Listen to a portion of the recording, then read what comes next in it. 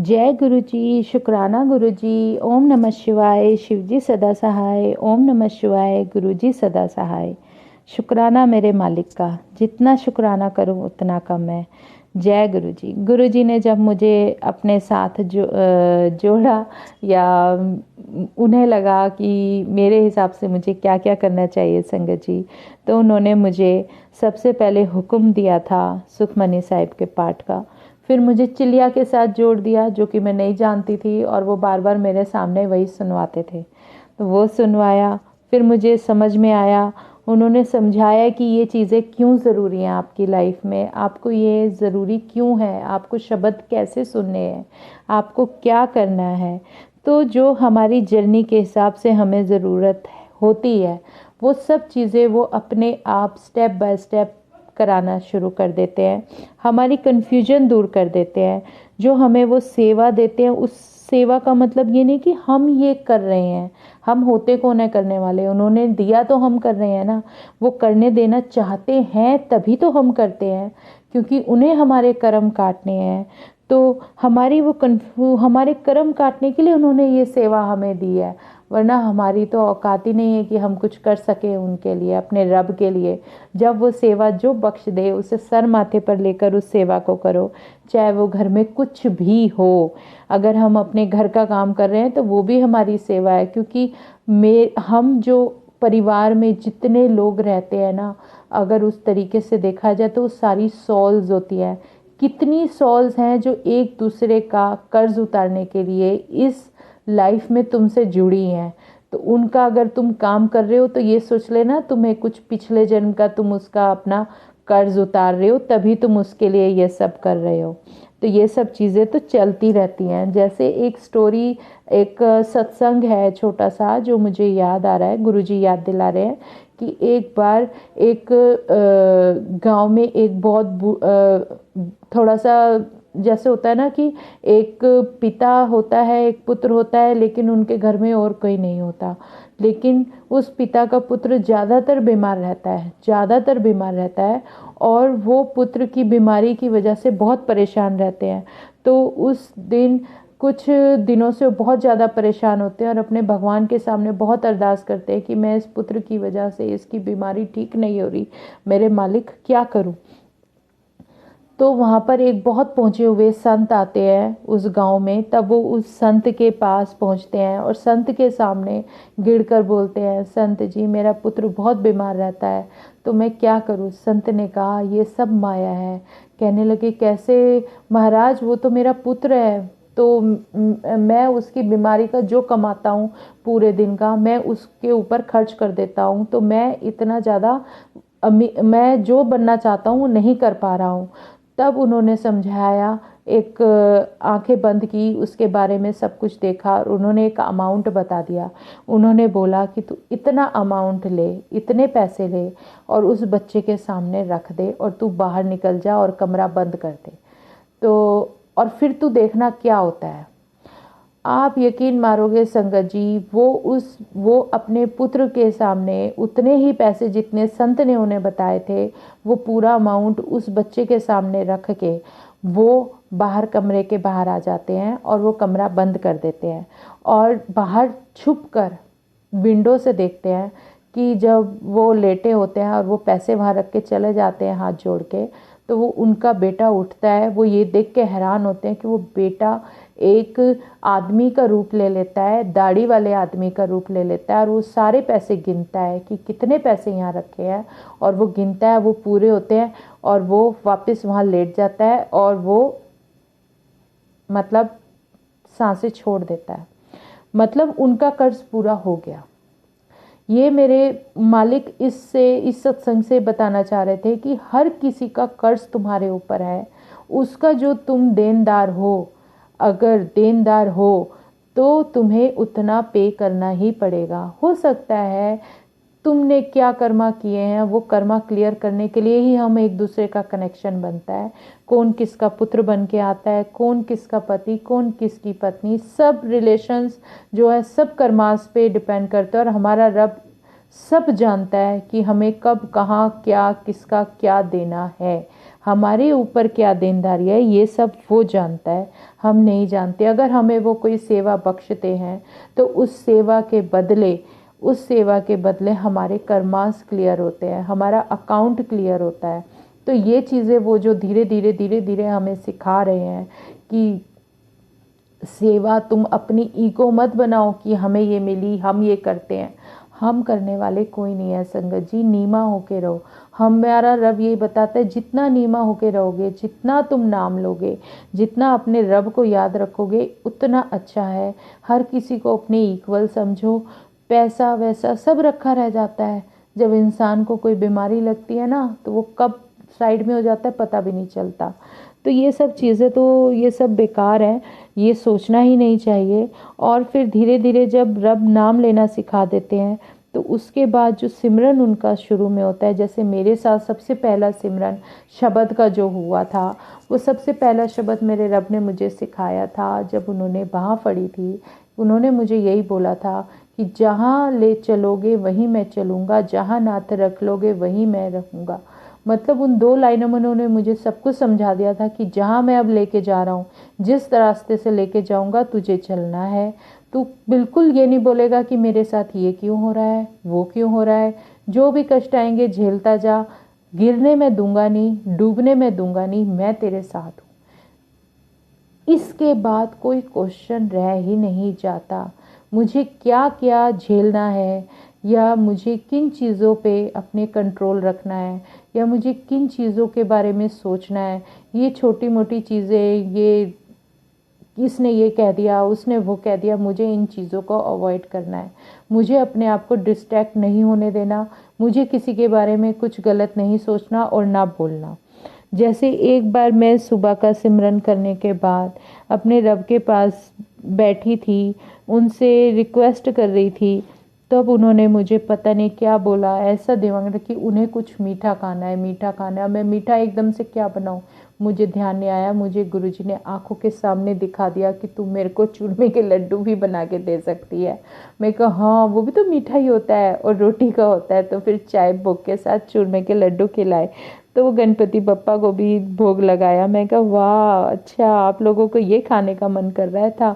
और संगत जी, जब घर में कभी किसी का कुछ खाने का मन करे ना, तो सोच लेना। और अगर गुरुजी आपके घर में हैं और गुरुजी आपसे जुड़े हुए हैं, आप उनके साथ उनका कनेक्शन है, आप यकीन नहीं मानोगे, आप उनसे इतना जुड़ जाते हो। अगर उन्हें भूख लगी होगी ना, आपने खाना खाया भी होगा, तब भी आपको लगेगा कि आपको भूख लग रही है। और आप उनसे इतना अटैच्ड हो, आप समझ जाओगे इमीडिएट कि हाँ, गुरुजी कह रहे हैं कि अब ये बना के दो, मैंने कुछ खाया नहीं है, तुमने मेरी सेवा नहीं की। इतना धीरे धीरे आप एक अटैच्ड हो जाते हो, इतना प्यार बन जाता है ना आपस में। जैसे एक दिन काम करते करते 2-2:30 बज गए, मेरे को ध्यान नहीं रहा कि मैं थोड़ा लंच में लेट हो गई। तो मेरे को भूख ही नहीं लग रही थी 2 दिन से। और उस दिन अचानक से क्या हुआ, उस दिन अचानक से पता नहीं क्या हुआ, मुझे लगा जैसे मैंने कुछ खाया ही नहीं है। पेट में इतना अंदर से इतना, मुझे सुबह चाय प्रसाद भी लिया था, सब कुछ लिया था, और एकदम से बहुत तेज भूख लगने लगी। मैं कहा गुरुजी ये क्या हो रहा है मेरे साथ।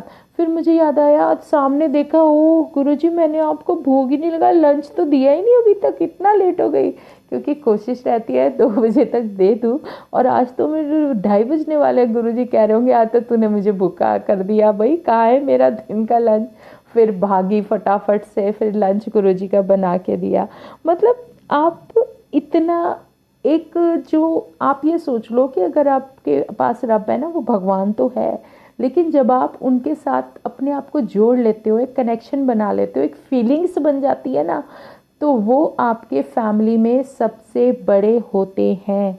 वो आपके फैमिली मेंबर हैं, और सबसे पहले आप उनको सब कुछ दो, उसके बाद आप खाओ। धीरे धीरे धीरे धीरे आदत हो जाएगी आपको कि आप किसके लिए क्या कब। आपका परिवार भी तो, आपके बच्चे भी तो तभी सीखेंगे ना जब आप कुछ करोगे। तो जब हम कोई नियम या कुछ रूल रेगुलेशन बनाते हैं, या कुछ ऐसा रखते हैं जो हमारे रब चाहता है, वो चाहता है क्या, सिर्फ दिल से। सेवा किस बात की है, सिर्फ दिल से आप उनको पूछो, उनसे बात करो। इससे ज़्यादा वो क्या चाहते हैं, आपकी सारी टेंशन तो वो लेके बैठ जाते हैं घर में तुम्हारा क्या काम होना होगा, उससे पहले ही उसके जो है रास्ते निकाल देते हैं। अगर 10 रास्ते बंद होते हैं ना तो वो 20 खोल के दे देते हैं। तो ये सब चीज़ें बेकार है। कभी ये मत सोचना हमारे ऊपर, हाँ मुझे फील होता है कि नेगेटिविटी हमारे घर के अंदर है या कुछ है, क्या थी, कैसे निकल रही है, क्या निकल रही है मुझे नहीं पता, मैंने सब उन पे छोड़ा है। करना तो उन्हें है, मुझे थोड़ा ना करना है, कर तो वो रहे हैं ना। तो हमारे कर्मास भी क्लियर क्लियर करने हैं और हमें बचाना भी है और हमें रास्ता भी दिखाना है जिसमें वो लेके जा रहे हैं, कैसे बचाते हैं। जैसे कि मेरे पेंडेंट जो मैंने गले में डाले थे रेड थ्रेड में और रेड वाले धागे में, वो भी मेरे ब्लैक हो गए थे।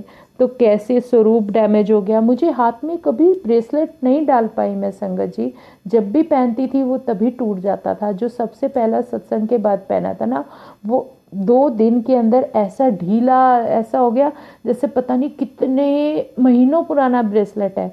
पता नहीं कौन सी बीमारी उसमें उन्होंने मेरा कौन सा कष्ट काटा है, वो टूट के गिर गया। दूसरा पहना तो कुछ दिन बाद वो टूट गया, तीसरा पहना फिर वो टूट गया। उसके बाद जब पहना तो थोड़ा बहुत अब पहनने लगी हूँ कि अब उन्होंने। लेकिन ये है, जब भी आप कोई ब्लेसिंग डालते हो और वो टूट जाती है ना, वहम में मत पड़ना। वो आपका कष्ट लेके चली जाती है। वो किस तरीके से उतार देते हैं आप सोच भी नहीं सकते। कैसे, कहाँ, किस तरीके से, कैसे आपको क्लियर कर देंगे, किस मुश्किल से बचा देंगे। कई बार आपको पता भी नहीं चलेगा कि कौन सी मुश्किल आपके ऊपर आ रही है और उससे वो बचा के चले जाएंगे। कभी आप सोचते हो कि हमारे ऊपर हम चल रहे हैं, सामने कोई रहा, हमारा पैर भी मुड़ जाता है कई बार चलते चलते। लेकिन सोच के देखो ना, अगर पैर मुड़ जाता है और अगर वहाँ पे पैर ना मुड़ा होता, सामने कुछ और गड्ढा ही होता, उसमें गिर जाते फिर तो बहुत बड़ी चोट होगी। तो छोटी में निकाल के ले जाएंगे। वो हमारा सोचना नहीं है, वो सब देख रहे हैं। उन्होंने हाथ पकड़ा, वो हमें गिरने नहीं देंगे। ना ही कभी ये सोचना कि हम यहाँ फंस गए तो हम फंसे रह जाएंगे, नहीं। थोड़ा वक्त लग सकता है, वक्त लगेगा, उन मुश्किलों से निकलने में वक्त लगेगा, लेकिन आप उसमें कभी नहीं रहोगे। मेरा रब हर तरीके से तुम्हें ऐसे निकाल के ले जाएगा जैसे कि आप एक समुद्र के अंदर डूब भी रहे हो ना, तो एक हाथ आएगा और आपको पकड़ के निकाल के सीधा खींच के ले जाएगा। लेकिन कुछ तो छींटे हमारे ऊपर पड़ेंगे ना, हम कुछ तो भीगेंगे उस पानी में, क्योंकि किया तो हमारा ही हुआ है ना। तो वही चीज़ है, जो कर्म हमने किए हुए हैं, कुछ तो निकलते निकलते टाइम लगेगा। उसमें से निकलते में जो भी वक्त लगे, उस रब का नाम लो, आप सब निकल जाओगे।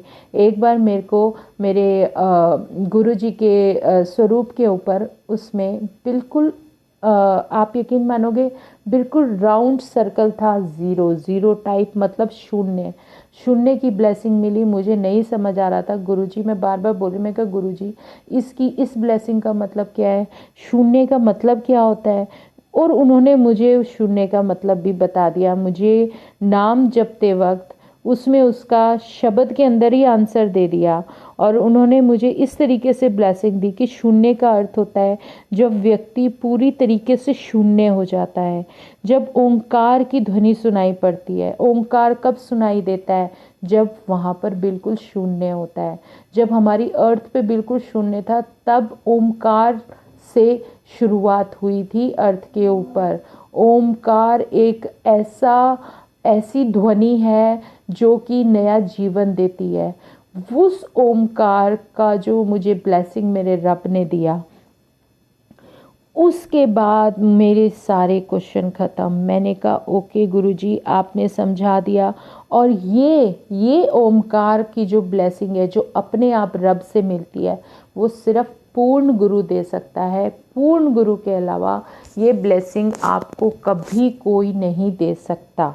पूर्ण गुरु का होने का मतलब है कि वो एक आपको ऐसा आशीर्वाद देता है कि उसने आपको हर चीज़ से बचा दिया और आपके सारे कष्ट सब हर लिए और सब अपने ऊपर ले लिए। और लेकिन वो अपने आप को क्योर कर लेते हैं। अब तो हमारा रब किसी शरीर में सीमित ही नहीं है। पहले तो उनकी लिमिटेशंस थी एक शरीर के अंदर होने की वजह से। जब उनका वो शरीर नहीं है, तो आप ये सोचो कि मेरे भगवान की जो सीमा है, कोई किसी जगह बंधी हुई नहीं है, उनका दायरा इतना बढ़ चुका है। आप आंख बंद करोगे तो आपको सामने दिखेंगे। अगर मैं सत्संग कर रही हूँ तो मैं उन्हें अपने साथ फील कर रही हूँ। मुझे पता है मेरा रब मेरे साथ बैठा है। जैसे मैं एक सत्संग में गई, मुझे गुरुजी याद दिला रहे हैं, दिल्ली कैंट का कोई सत्संग था, वहाँ पे मैं ऐसे शब्द में खो गई थी। तब मुझे मेरा रब मेरे पास बैठा हुआ येलो सिल्क के कुर्ते में बैठे हुए मुझे फील हो गए, और मुझे देख के मुस्कुरा रहे थे। और उन्होंने मुझे राइट हैंड पे ऐसा कुछ किया कि मेरे जो राइट शोल्डर था उसमें मुझे कट की आवाज़ हुई, मेरे सर पे भी हल्की सी कट की आवाज़ हुई, और उसके बाद मेरा जो है शोल्डर पेन ठीक हो गया। मुझे कोई जो हेडेक था वो ठीक हो गया। मतलब वो कब आके आपको कैसे क्योर कर देंगे आप सोच भी नहीं सकते, लेकिन ये उनकी मर्ज़ी पे डिपेंड करता है। वो कब खुश होंगे हमारे सिमरन से, हमें क्या पता। हम तो सिर्फ सिमरन करेंगे, जब उनका मन करेगा वो आके हमें ब्लेस करेंगे, वो हमें ब्लेसिंग दे देंगे। तो ये उनका रास्ता है, उनका टाइमिंग है, उनका प्रोसीजर है, उसमें हम नहीं कुछ इंटरप्शन कर सकते। हम ये भी नहीं कह सकते कि गुरुजी प्लीज़ अब तो दे दो, अब तो दे दो। क्यों दे दो? जब हमारा टाइम हमारे लिए सही होगा तब मिलेगा। वो कब होगा वो उनके ऊपर छोड़ दो। अगर आप फेथ करते हो तो आपको आपके सही टाइम पे सही चीज़ बिल्कुल एक्यूरेट मिल जाएगी। जैसे हमें पता होता है हमारा बच्चा रो रहा है, कब वो भूखा है, कब उसके लिए हमारे लिए हमें ये ज़रूरी लगता है कि अब इसको खाना देना है।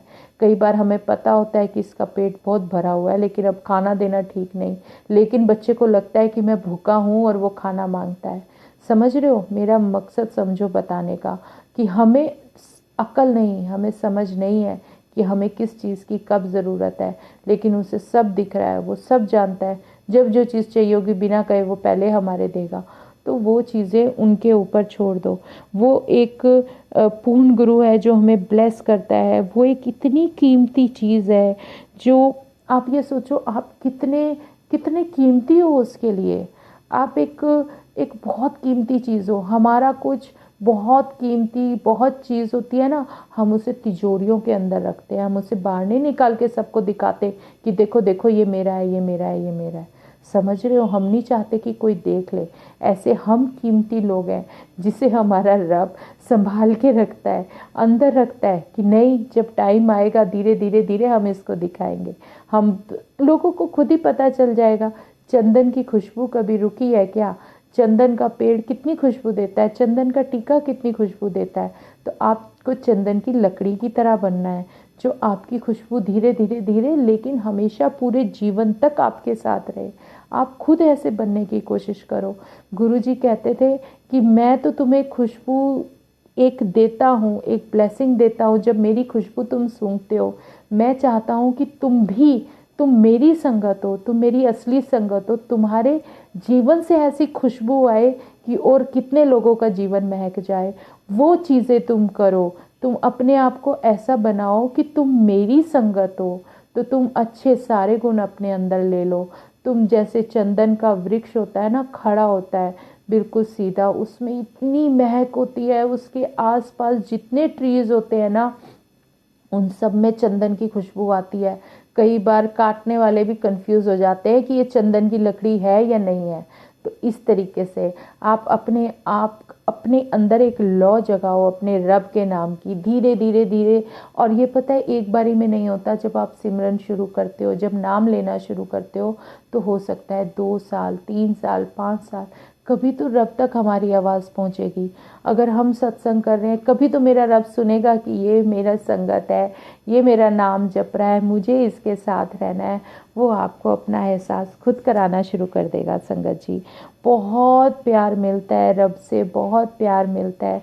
उनकी आंखों में इतना नूर बरसता है ना, वो नहीं देखते कि मेरे सामने कौन है। मैं बार बार यही कहती हूँ, वो इतने मासूम हैं, इतनी मासूम आंखें होती है, इतना प्यार, इतना इतना कि हम लोग सिर्फ उनके पास बैठ के सिर्फ उनमें खोज सकते हैं।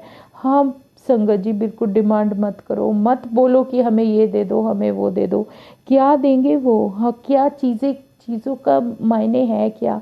कितना काम आ जाएंगी वो चीज़ें, लेकिन जब उसका रिश्ता हमारे साथ होगा ना, तो क्या चीज़ होगी जो तुम्हारे पास नहीं होगी। मत मांगो कुछ भी, सब मांगना छोड़ दो, उसका हाथ मांगना शुरू कर दो। रब तू हमारा हाथ पकड़ ले बस, हमें और कुछ नहीं चाहिए, हमें तो तेरा प्यार चाहिए, तेरा साथ चाहिए, इसके अलावा कुछ भी नहीं चाहिए। ये सब चीज़ें तो सब बेमानी हो जाती हैं। मैं जैसे आपको एक छोटी सी चीज़ बताती हूँ। मैंने बस एक बार एक ख्वाहिश कर ली थी अपने रब से, हमारी मैरिज एनिवर्सरी थी। मैं कहा गुरुजी आज तो मुझे आपसे गिफ्ट चाहिए, और मैं पीछे पड़ गई थी, इतना ज़िद कर रही थी कि मुझे आज आपसे चाहिए। मुझे नहीं पता आप कैसे दोगे, मुझे आपका एहसास चाहिए कि आप मेरी सुन रहे हो। आप यकीन मानोगे, वो दिव्य शक्ति मेरी इतनी छोटी सी जिद पूरी करने के लिए, उस दिन क्या हुआ कि मेरे बेटे ने बर्गर ऑर्डर किए, और यकीन मानोगे उसने जो है ऑर्डर मेरे लिए वेज किया, और अपने लिए उसने 4 नॉनवेज किए। और मैंने उसको बोला था कि दो वेज बर्गर बोलना, एक गुरुजी का और एक मेरा, और बाकी तुम अपने नॉनवेज जो तुम्हें खाना है तुम खा लेना। तो उसने ऑर्डर किए, और यकीन मानोगे नहीं आए सिर्फ 2 वेज बर्गर आए एक मेरा और एक मेरे गुरुजी का। मैंने कहा वाह। और वो कैसे आए मैं बताती हूँ, कि बेटे ने जो ऑर्डर किया उसके ना सिर्फ 3 बर्गर आए, उसने 6 ऑर्डर किए थे, और 3 बर्गर आए वो भी नॉन वेज।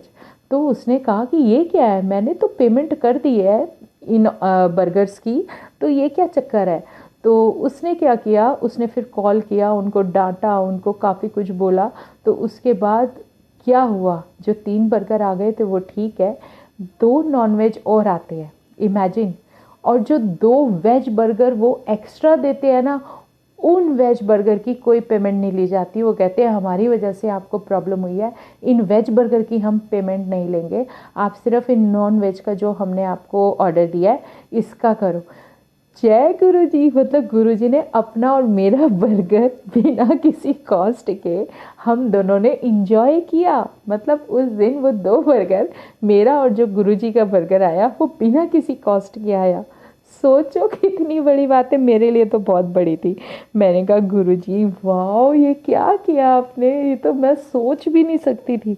मतलब आप सोच नहीं सकते, ऐसे हो जाता है। मतलब उनके बर्गर्स की उन्होंने पेमेंट दी, मैं चाहती थी गुरुजी आप मुझे कुछ ऐसा दो, तो उन्होंने क्या किया, उन्होंने वो 2 वेज बर्गर की पेमेंट ही नहीं देने दी कि मतलब जो मेरा और उनका बर्गर था उसमें 1 रुपया नहीं दिया, और वो गुरुजी की तरफ से मेरे लिए था।